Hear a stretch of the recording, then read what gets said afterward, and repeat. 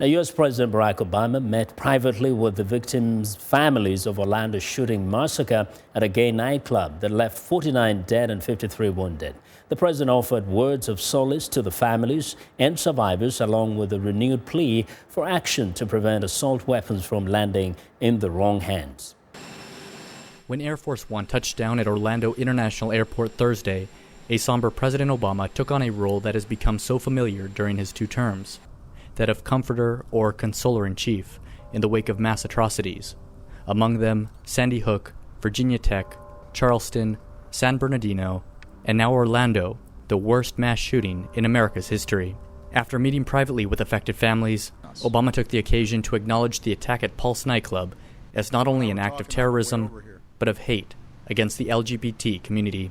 You can't break up the world into us and them and denigrate and express hatred towards groups because of the color of their skin or their faith or their sexual orientation,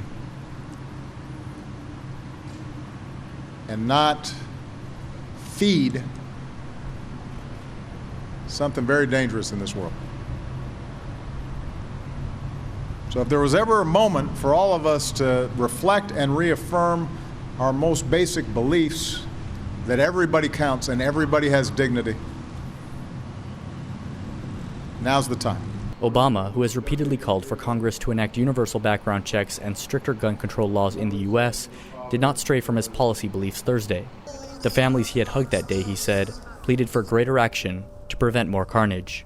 We can't wipe away hatred and evil from every heart in this world, but we can stop some tragedies. We can save some lives.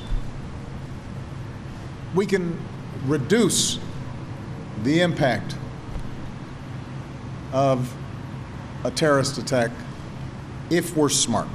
In downtown Orlando, Obama, along with Vice President Joe Biden, made one final stop, a memorial site for the victims, where he laid large bouquets of white flowers beside hundreds of others. At the site, residents praised the president for visiting during the city's time of need. I may not agree with his politics, but as a human being, I have great respect for him.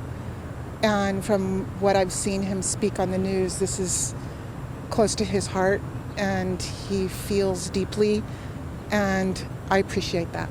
It was really just good to see him.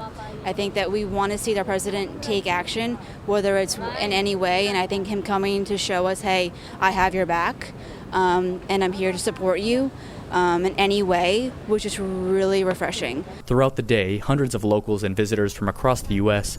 visited the memorial to pay their final respects to the victims. For some of them, the decision to wait until now was appreciated. The grief they endured earlier in the week, they said, was simply too much to handle. Ramon, VOA News, Orlando, Florida.